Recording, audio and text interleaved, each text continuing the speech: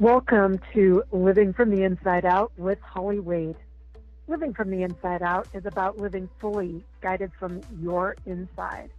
Holly shares the wisdom of how your mind, body, and spirit are truly connected and that you deep down know your own answers. Holly and her guests will provide tips, practices, and inspirational stories to help you approach your life from your own heart. And here's Holly.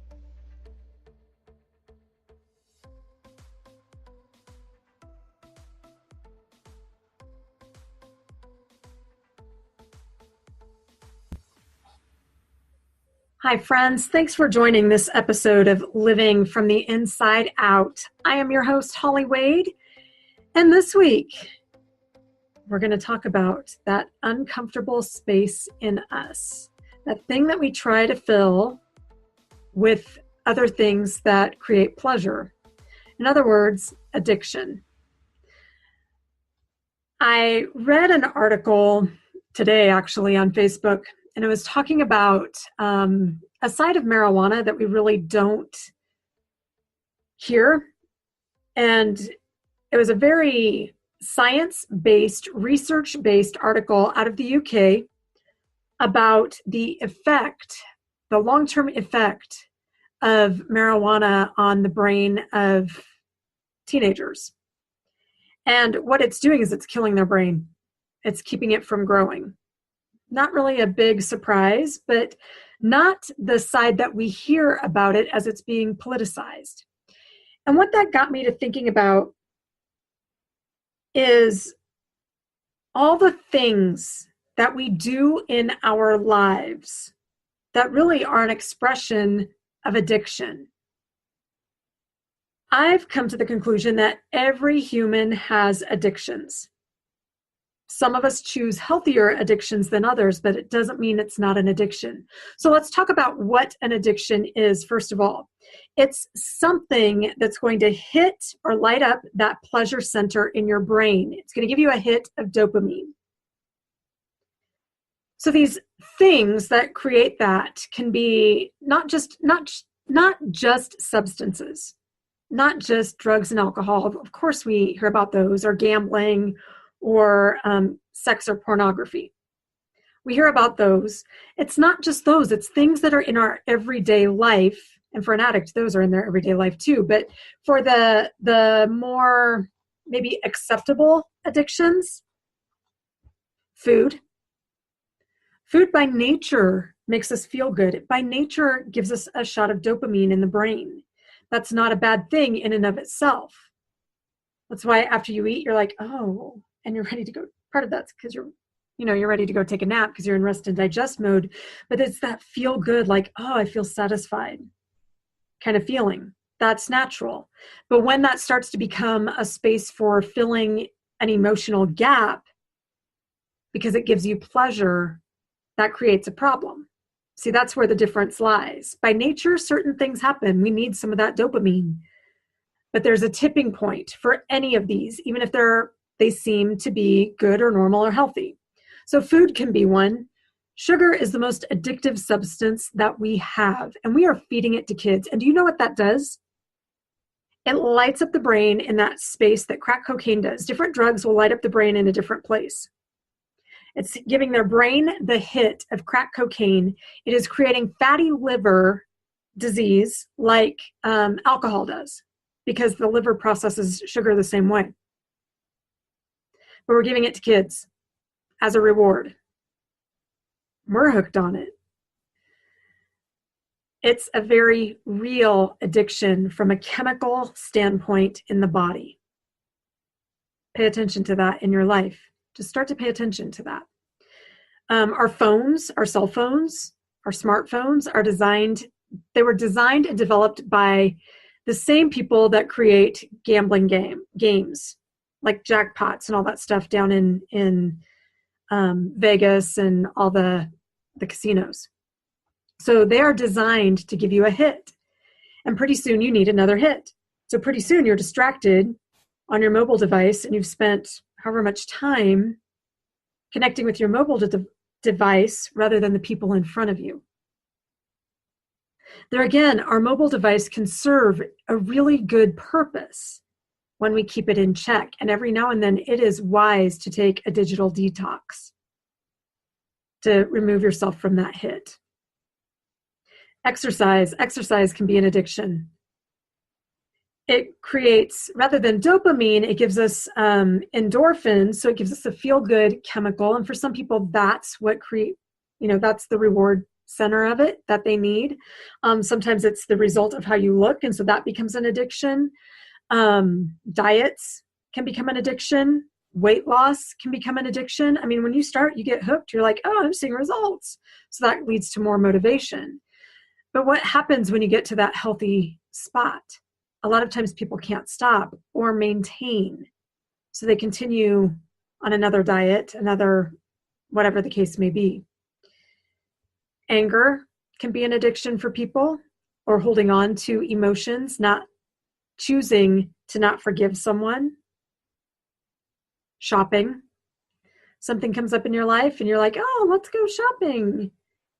That can be an addiction for people, a very real addiction. So same as stuff, just accumulating stuff that you don't end up using because it felt good when you bought it, or it feels good to have it. Practicing spirituality, that can be an addiction. I was addicted to that one. I was addicted to my meditation practice. And in and of itself, that's a good thing. But I was using it as an escape rather than just to breathe, check in, let go. It was becoming a place of escape. So it became an addictive thing for me. Seeking attention. That can be an addiction as well. And I'm sure you can even think of other things as I was bringing up this list of possibilities of ideas. One thing that you will notice is that when people are addicted, and we all have an addiction. Mine is salsa dancing. I like my coffee, kind of love my coffee. My mom loves her tea, and it really is an addiction for her. She doesn't like to just drink water. She's always drank tea. So we all have these things that we're addicted to. And what will happen is we'll realize it, and then we'll just shift it, and we'll become addicted to something else, and then something else. And we just, instead of actually dealing with the problem, we'll just switch. And maybe we go from an unhealthy addiction to something that is healthy. It doesn't mean it's not an addiction. So let's talk about what's happening on the inside when we have an addiction. What's happening in your brain? What's happening in your body when we have certain addictions? There are feel-good chemicals of the brain. There's 4. And then there's one that isn't a feel-good, and that's cortisol. That's the inflammation, right? I'm not going to worry about talking through that one so much. I've talked about that one plenty with stress. But let's talk about the 4 feel-good chemicals that hit the brain. I touched on a few of them already. So endorphins, we get those from exercise. It makes us feel good. We feel like that runner's high. If you've ever experienced that, it feels really good, right? So we'll chase that again. And that can become addictive for people. Oxytocin, that is the chemical from touch. It's our love chemical. That can be addictive for people. And so think about people who go from relationship to relationship to relationship. Oh, I'm so in love. Are you in love? Or is it that you love that touch because it's that active touch that gives us that warm, fuzzy feeling that makes us feel like we're in love? There's a difference, and there's a point where that feeling can go away. Oxytocin is not a bad thing. We need that chemical. It's a calming chemical. It takes out inflammation. So you now see professional cuddlers. That's a reason. We are lacking connection. We are lacking human touch. So when people get that, they crave it. I dare you to start hugging people just because. If you live alone, get massages on a regular basis so you're getting that oxytocin. You're getting the result of that. If you have dogs or have access to them, even if you don't have one yourself, pet animals, that will help to create that oxytocin. But can you see how that can become addictive? That people don't know what it is that feels good, but something feels good. See how maybe that can lead to like sexual addiction or even pornography a little bit. Even though it's not a real touch, there's that, you know what I mean? I'm just going to allude to it. We'll just leave it right there. Serotonin. This is kind of that feel good. Think of the ego, maybe. So what happens in a mammal is when it sees that it is bigger or stronger than another mammal, it gets a hit of serotonin. Think about people who need to be in control or get power trips. Now, again, in and of itself, we need serotonin. But when something feels good, we need a bigger shot of it, right? That's when it becomes an addiction. When it's like, oh, that felt really good. Let me get some more. Ooh, that felt like an even bigger rush.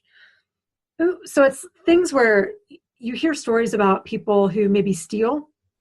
And it's really not that they needed anything. It's that it became a game. This might actually be the space in their brain that created that gave them that satisfaction from the game, the chase, the not getting caught. It was a bigger thrill. There was more and more to it. See what I mean? The main one that we get is a hit of dopamine. I talked about that with our phones. Our phones create that shot of dopamine to the brain, that feel good. Oh, it's time to check you. And think about it. It's like if your phone is sitting there, you can't help not check it. Once you touch it, you're like, oh, I need to check Facebook. I need to check my messages. Ooh, who can I send a message to right now? I do it too. And I'm really trying to be aware of that and trying to cut it off at night so I'm not on it before I go to bed. Trying to give myself some of that space. I admit that one. I can see how it's created an addictive response in me. And that's because I'm highly aware. So if you're not aware, just imagine what it's doing. So what happens when our brains get this hit is it's rewiring itself in response to that addiction, that substance or that thing that's creating the addiction. And I just explained a little bit ago that it gives us a hit. And so we need a bigger hit to get that same level of satisfaction. Ooh, I need it more. I need more. I need more. It's no different than substance. The actions that we take on other things like food, sugar, phones, attention, anger, those little hits become bigger hits. And when they start to take control of your life and start to create harm in your life, that's when it's time to bring it back into check. So on a psychological standpoint, the effects of an addiction, regardless of what the substance is, whether it is a healthy substance or not, it can create anxiety. And it's just that we're trying to avoid those unpleasant feelings of withdrawal. So we get anxious. Oh, this doesn't feel good. Give me another hit. That feels better. Give me another kiss. That feels better. Give me another candy bar. That feels better. See what I mean? Oh, let me check that phone once again. So we'll go through withdrawals, and during that withdrawal time, we'll kind of start to panic on the inside. It'll create anxiety in us. And that's really something to work through and pay attention to. Because remember, your brain has been rewired to need to be dependent on that thing. It'll create depression because there's still a void. It's created, all it has done is put a Band-Aid over that thing that you've been avoiding. It's only created a distraction. So now, not only are you trying to understand this initial hole that the addiction created, now you also have a hole because that addiction is now like a void as you no longer, or as you are withdrawing from that activity or that substance. And the last one is paranoia. Of course, that's an extreme, and that's usually from substances, but it can go beyond that. I mean, it depends on how deep your addiction is. What does it do physically, from a physiological standpoint in your body? Well, substances will lead to kidney failure. If you're creating that stress response, your adrenals are kicking up. They're pushing out adrenaline, which is then pushing out cortisol. So see this dance? Now you've got this dance going between the good chemicals and then the cortisol. So you're going to cover up that cortisol by going back to that feel-good chemical. See how that makes sense? See how that's happening in your body? And that is what's creating that dependence. You're like, oh, that doesn't feel good. Oh, give me another hit. So you've got this dance going on. And we need to bring it back into neutral, into homeostasis. So there's not just the psychological and what's happening in the neuroreceptors, there's also that chemical change in the body. And that can happen with substances, but if something creates stress, a stress response in you, you're still going to have that hit of adrenaline and cortisol, that fight, flight, or freeze. That's what that stress response creates. Substances, not just drugs and alcohol, but also sugar, damage the liver and can lead to liver failure. Heart disease, heart failure, that comes from substances, but that's also emotional. When we guard our heart, we create pain in our heart. And so the counter to that is to deal with the pain and to let our heart be open. See how maybe that can impact your relationships, or see how that maybe can impact just other things in your life.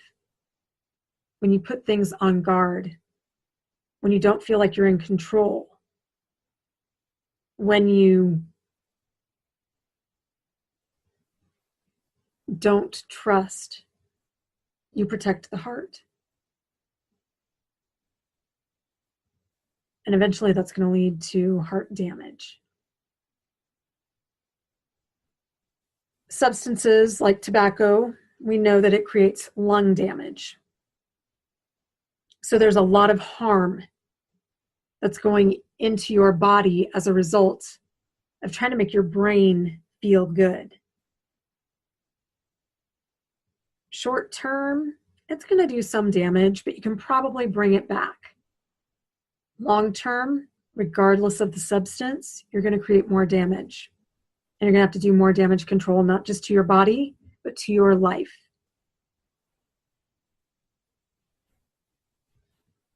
So what can you do when you recognize that maybe you have an addiction to any of those things or something else that popped up? Start to pay attention, start to study yourself, start to notice those things that you crave consistently or continuously, and why you feel like you need that. What is the hole?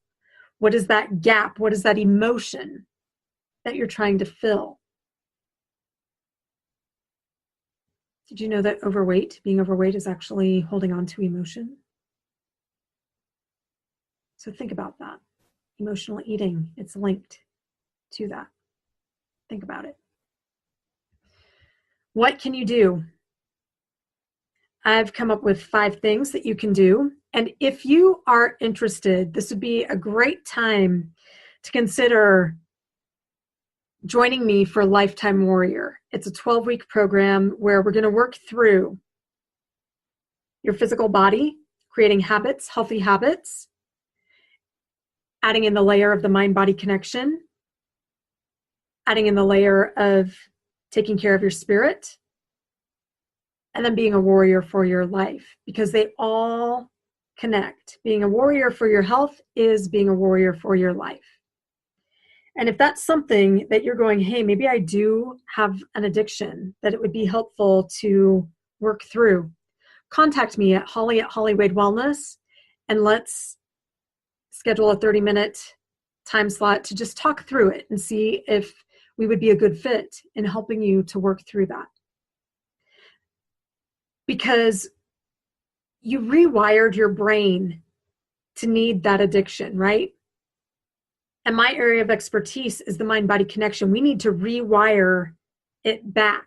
And it takes 3 to 4 months to rewire that, which really isn't that long of time when you think about it. How long did you create that addiction? Isn't it worth 3 or 4 months of your time to create health? To unwire that, unlearn it, and rewire and reprogram yourself? So the first one is to seek appropriate help. You know, there are all kinds of places, Al-Anon, there are all kinds of counselors you can talk to. There are coaches that you can talk to and that can help you. So depending on the level that you need, going to rehab, there is nothing wrong with that. I've been to treatment. There's nothing wrong with it. It was the best thing I've ever done for myself. And I'd do it again in a heartbeat. And I highly recommend it for anyone who needs treatment of some kind. But get the appropriate help. And don't be afraid to go to the highest level of support available. The second thing is to realize that we really don't have much control in our lives. We like to think we do, and we like to grasp at it. But what we really have control of is right here in the present. That's our choice. That's really what we have control of. That is our power. Like, that's where our place of power is. What am I going to choose right here, right now? Am I going to react or am I going to respond? Am I going to hang on to that or am I going to let it go? Am I going to stay with that feeling of being uncomfortable, or am I just going to sit through it and let it die down? So just realize we don't have control. The second thing is to accept that we have an addiction, accept where we are in life, and take responsibility for how our choices got us here, and take responsibility for what you want to create in the future. Your life is yours, and it is your responsibility. And when you own it, that's the game changer. You don't have control in a lot of ways, but you can make choices, and everything that has happened in our life is a result of choices that we've made, right? Or a result of someone else's choice that created impact on us. So as an example, when we have family members, they make choices that impact us, right? And that's what's created our life. So accept where you are, accept your situation, accept your role in creating that. And then accept the role that you have to get yourself out of it. The third one, well, actually the fourth, because getting help was number one, is to become comfortable with the uncomfortable. We have that space of being uncomfortable, and that's when the brain goes, I need a hit. That's a great time to let your brain know that it is not in control and that you can write it out. You can turn to things like breath work. You can turn to things like, all right, I feel the need for a hit. My brain needs something else. So for me, that's dance. Turn on some music, start jamming out, and then it can dissipate. Nature is a good one for people. That is a great RX, great prescription right there, right? Or maybe give yourself some space to think, whatever your addictive action is, like, if I buy this, will I really feel better in a week? If I eat this, am I going to feel better in an hour? If I avoid this? What's it really going to do long term? And then consider, what problem does this action, this addiction, create in my life? I would venture to guess a lot of financial issues are some kind of an addiction, trying to keep up with the Joneses. Now, yes, we need more things than we have ever in the past, and there's a society that's creating this. But do you really need it? Do you need the latest and greatest? I had my same cell phone for 5 years. You know how much fun Verizon made fun of me for taking that thing in? They're like, this is a dinosaur. Yes. And I had it for 5 years because it makes no sense to me to throw electronics in the landfill. It doesn't line up with my values. But think about, what problem does this create in my life long term? And am I willing to deal with the problem that creates, or am I willing to deal with the problem that I'm trying to fill? It's a heck of a lot easier to finally deal with that pain that we're trying to avoid inside of us. And that leads me to the last thing, is to find connection. That's often what we're missing. Connection with ourselves, connection with other people. We're looking outside of ourselves for answers. We're looking outside of ourselves for a fix. But what are you avoiding? What are you running from? Because when you deal with the problem, the initial problem, the need for that substance or that behavior will disappear. When you become true to yourself, you won't need that other thing to fill you. Or maybe the other question to look at it is, what am I trying to fill right now? What is that hole? What is that void that I'm trying to fill? What is that hunger, that deeper hunger in my soul? What is that deep desire that I'm neglecting? What is that deepest place in me that I'm so afraid of?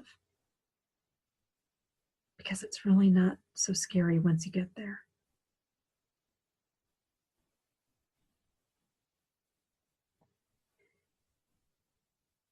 Finding that adventure within yourself, uncovering and peeling off the masks and the layers, and allowing you to be born, to be reborn, is the ultimate gift you can give yourself. That is the life of a warrior. If that has you leaning in, no joke, email me or find me on Facebook and contact me. Holly at Holly Wade Wellness. My Facebook links are in the notes. Find me. And let's talk about Lifetime Warrior and how that can help you to free yourself from the bondage of the addiction, so that you're not just swapping one for another and creating different problems in your life as a result.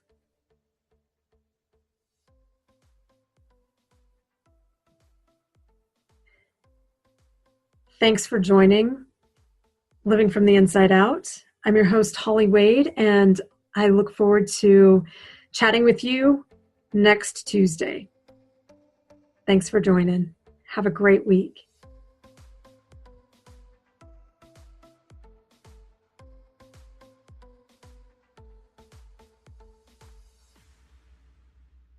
Thank you for joining us at Living from the Inside Out.